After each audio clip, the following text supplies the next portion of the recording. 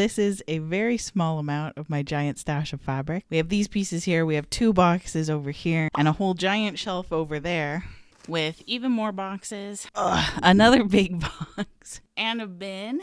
Also, have I mentioned that my couch is full of fabric too? I don't have a problem. Well, actually, I don't have a problem. And I'm going to tell you why in today's video. While we sort through probably a very small amount of fabric that we're going to get to. And while we do that, I'm going to tell you why and how this very accidentally became my job.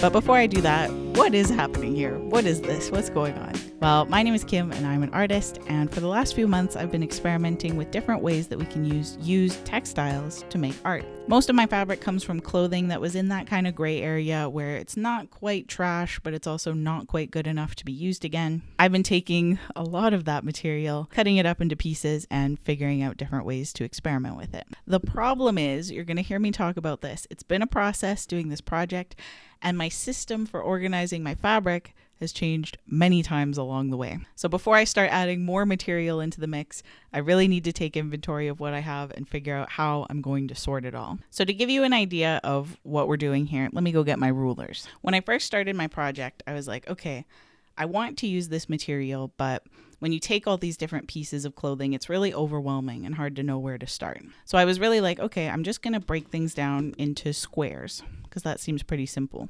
Now I just had to pick something. So I was like, okay, how about we do like 3-inch squares, 4-inch squares, 8-inch squares, 12-inch squares. And then later I added 6-inch squares, which are probably the most useful. Figured that out too late. Okay, but then when it was time for me to actually invest in some good quilting rulers, I realized they don't do it that way. They do it in the 1/2-inch increments. Because if you cut a square in the 1/2 inch and then you sew with a 1/4 inch seam allowance, then you'll have a finished square in a quilt that is an even inch measurement. Does that make sense? And then with my rulers, the ones I got were 3.5, 4.5, 6.5, and 8.5 inches. And then I have another one that has 12 inches on it. So if you know about quilting equipment, okay, I bought the Creative Grids rulers already. I am committed now. So what I basically have to do is go through all the stuff that I already cut out, which is a weird mishmash of stuff that I cut out since I got these rulers and things I was doing with my old measurements. I don't think I'm going to bother and go through and retrim all the stuff that I already cut because that just seems kind of wasteful. I might later, but for right now, I just need to know what sizes I actually have according to my new system that I've already committed to financially. You know the show that's like House or Wedding? House or Creative Grids rulers. I picked Creative Grids rulers. Okay. No, I didn't, because this is my job. That's what we're talking about today. Anyway, once I've done that and I start to have things kind of in their right piles, then what I'm going to do is go through and sort them by the material that they are, also sort them by color, and start to get an inventory of how many of each square I have. Then, probably not in this video, but eventually I'm going to make a database of my different materials and how many squares I have of each, just to roughly keep track of what I have, mostly just because that'll be interesting. So before I became this type of artist without a real job, I was just a kid who really liked to draw. I drew all the time, constantly, nonstop. If you took my skill level and compared it to how much time I was spending drawing, then I probably wasn't good at all. I was the only child in the house. I got bullied a lot at school. Like, there wasn't many options for what I could be doing. I think the other thing that I didn't realize until I got older, but I do come from a family of people that are very creative and artsy. There's a lot of writers in my family. My mom did quilting and dyed fabrics. So it is kind of normal to me to come from the background of money, no, but being very committed to whatever your craft is. I'm really wanting to spend your time doing something that you're passionate about. Yes. In my iPad video, you guys heard me talk about how I got a pen tablet when I was pretty young, and I started drawing in Photoshop, and that was pretty much what I did all through high school. But I didn't always take art class. I did for a few years, but I was always way more interested in taking music. I'm like, I can draw at home, but I can't play with a concert band at home. And I had a hard time figuring out what I wanted to do after high school. So I settled on something that seemed like the best combination of all the different things that I really like to do, art and technology together, what do we get? We get video games. So I went to university for video game design.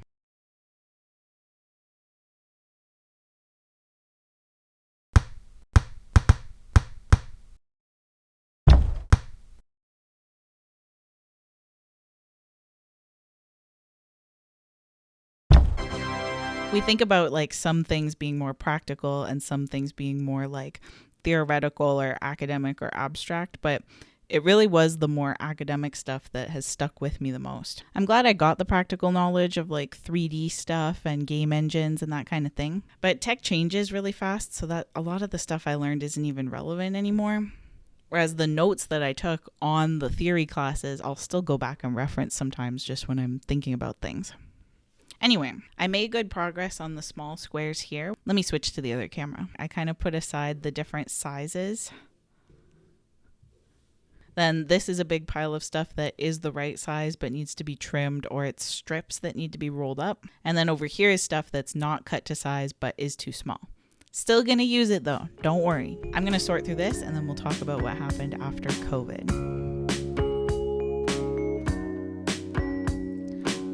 By the way, sometimes you'll hear me say that I have a degree in game design. Sometimes you'll hear me say that I dropped out.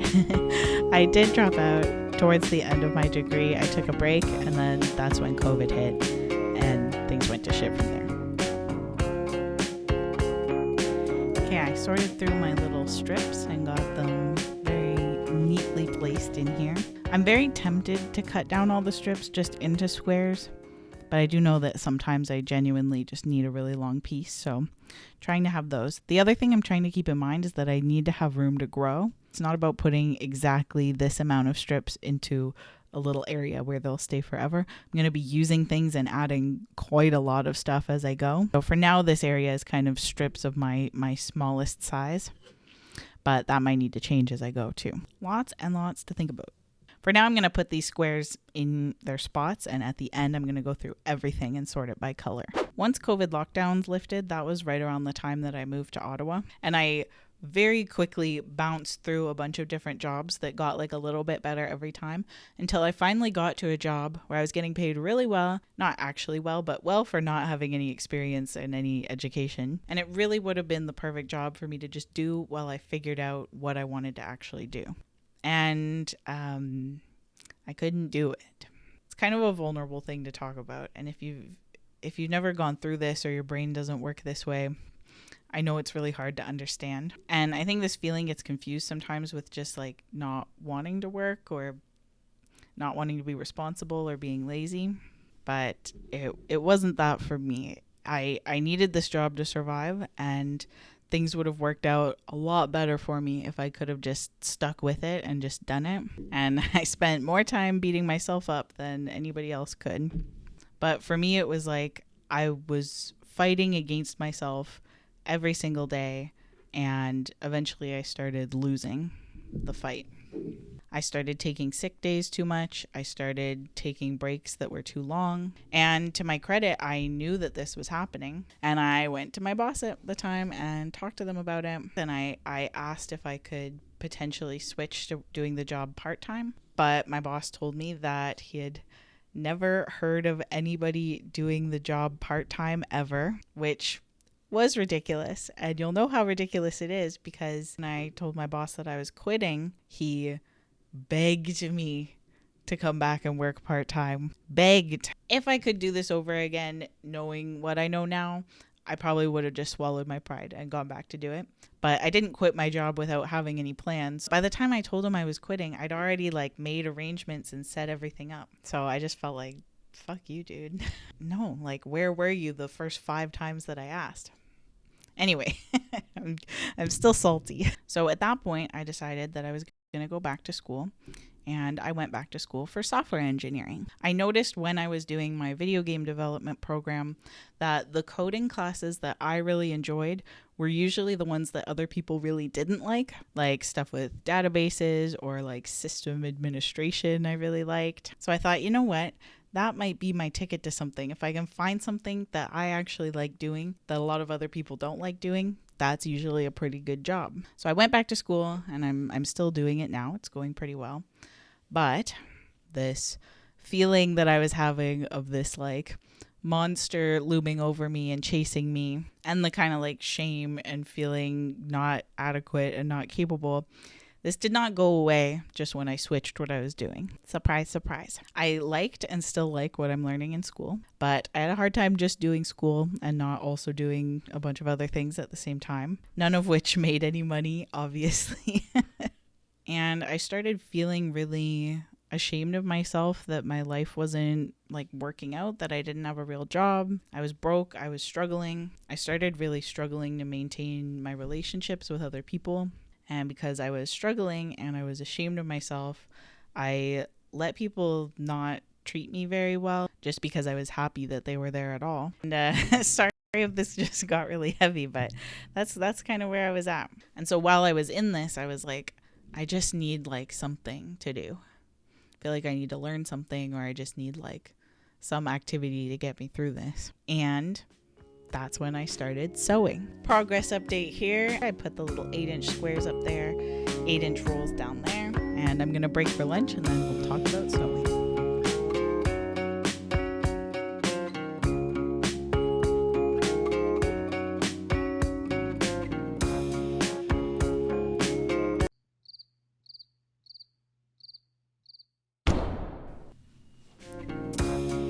You know when you take a lunch break and then it's 2 weeks later? Whatever, it happens. We do have a little bit of a situation here because this inventory is something that I have to do as part of this project. And I've been doing it a little bit as I've been going. You know, I've been taking these scans of different swatches of fabric as I go.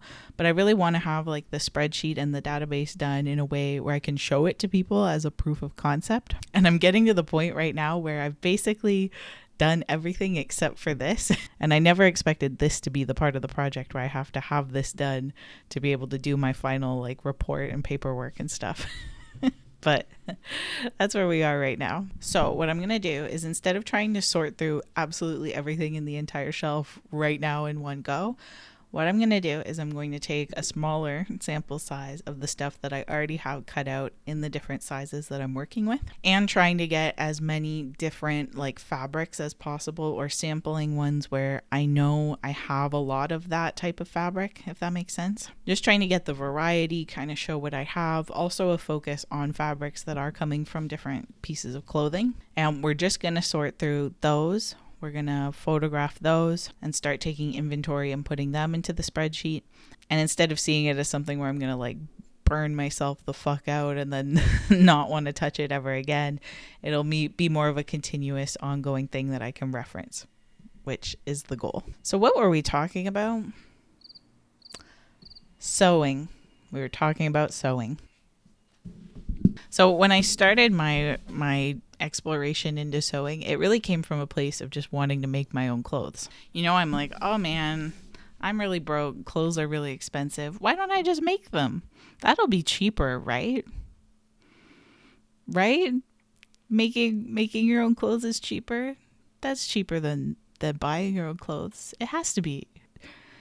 I fully blame my mom for this delusion, by the way. My mom was in the sewing world and did quilting and all that stuff. And so I feel like I just was like, fabric can't be expensive because everybody just has shit tons of fabric in their house all the time. I'm a quilting Nepo baby, okay? But yeah, then I walked into a fabric store for the first time and I realized, oh fuck, I don't even think buying just the amount of fabric that I would need to make the clothes is cheaper than if I just went out and bought clothes. It depends from where, and it depends if you're buying clothes ethically and all that, but I was pretty committed and I thought there's got to be a way. So I went and bought a sewing machine for $50 off of Facebook Marketplace. Around this time I learned that you can buy fabric from thrift stores, and I went to town in the thrift store fabric section. But also I used old sheets and curtains and stuff. Basically any piece of fabric that I could get my hands on, I started wanting to keep it and try experimenting with it.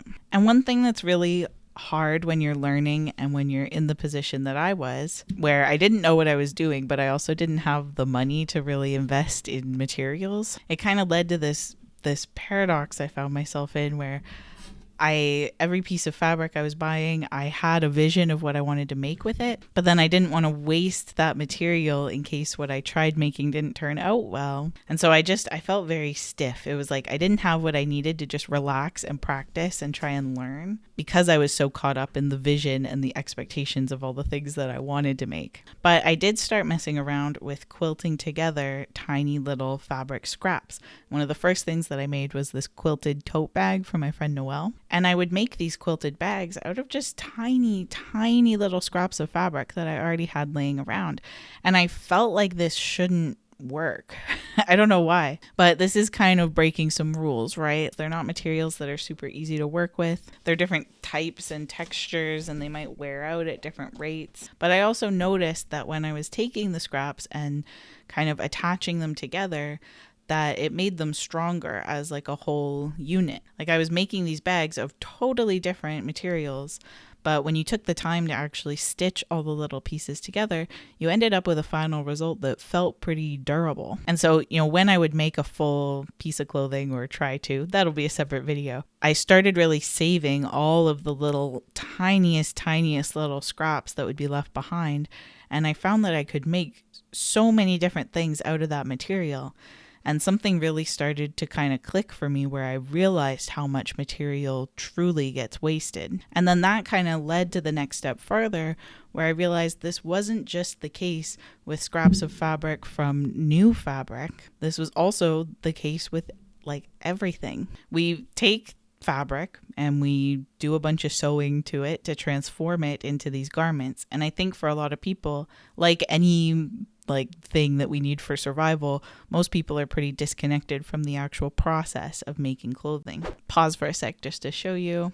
So I pulled out a bunch of different sizes of fabrics here.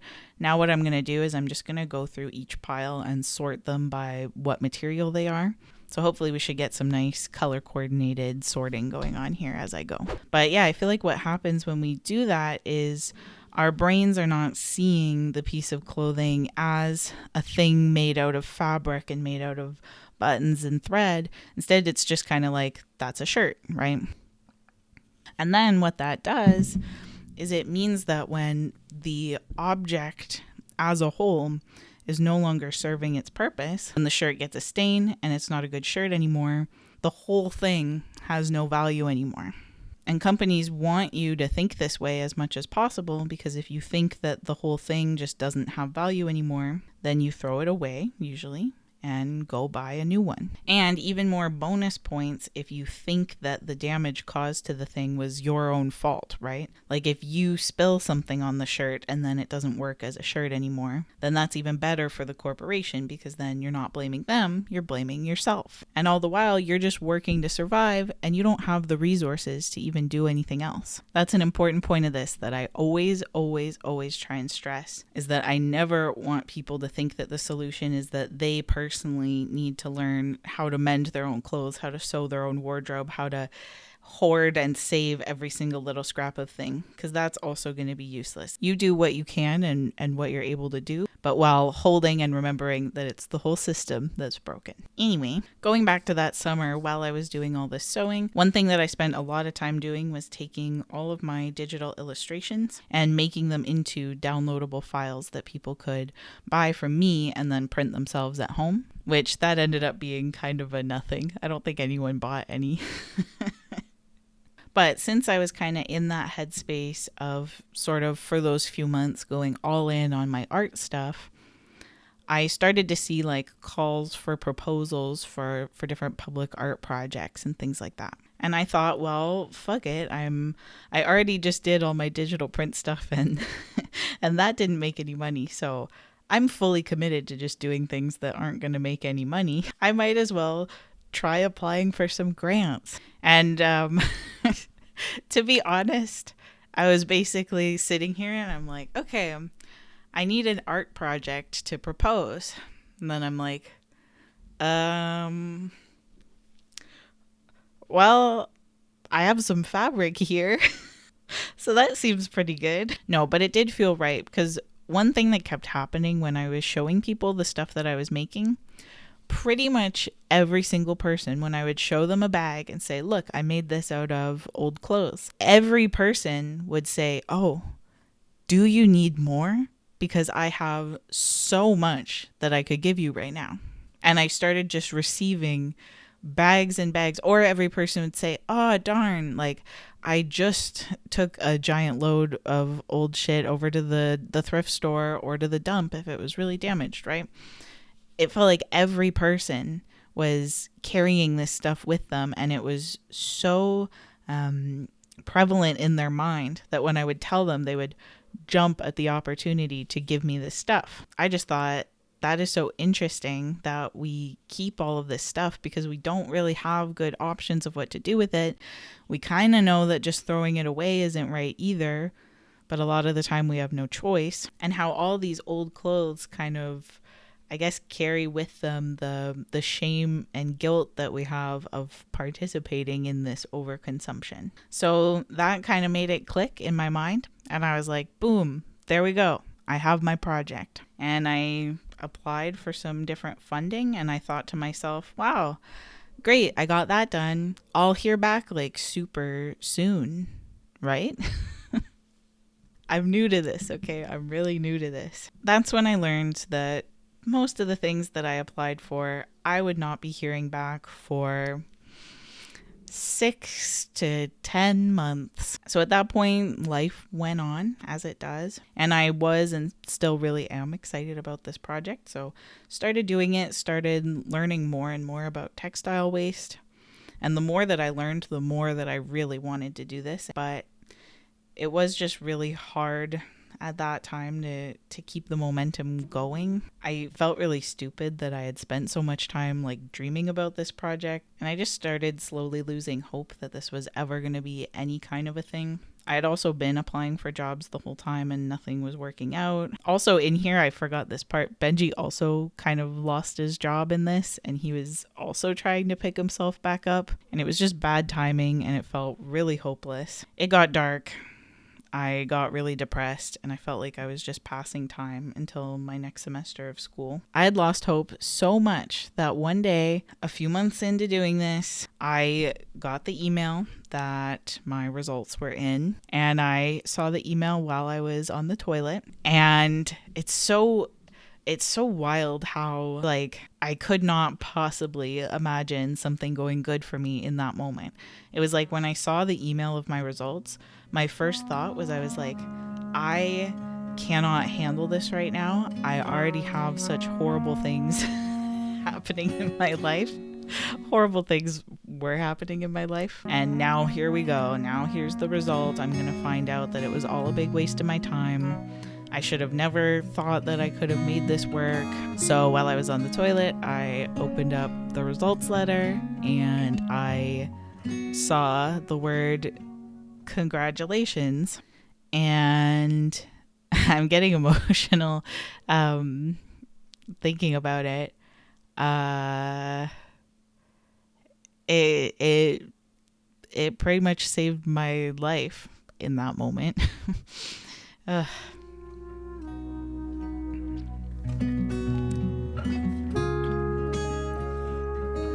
I kind of just like blacked out. I started feeling like I was living in a dream, and I just called for Benji and he came to me, and I was already crying, and I said I got the grant, like I got the funding. And yeah, we just like hugged each other and laughed and cried, and then I think we recorded this video. I got my grant.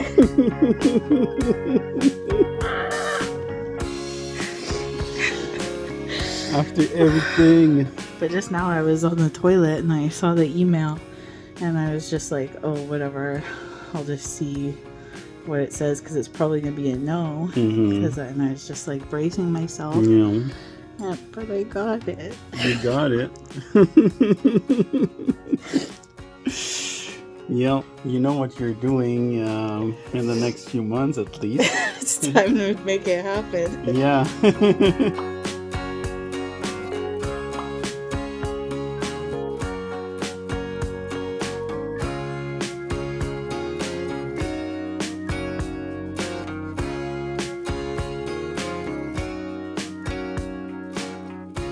And basically I got enough approvals that at least for most of this year, this has been able to be my job. And now here we are. By the way, I'm telling this nice emotional story.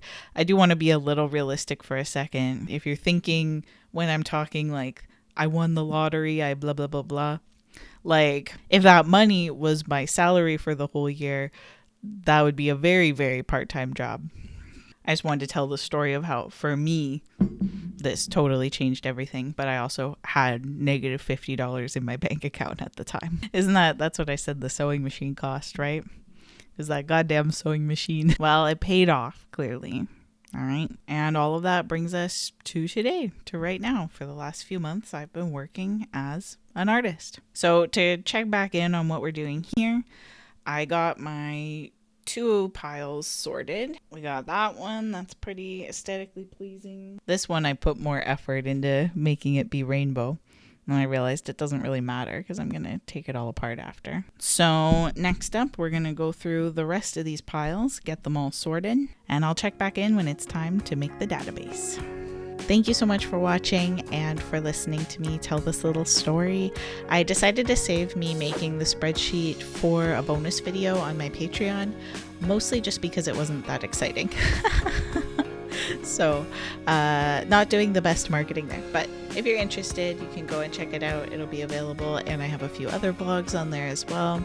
Otherwise, just follow along. There's going to be more videos showing different parts of this project coming out in the next few months and few weeks, and we'll see where we go from there. Thank you so much. Bye!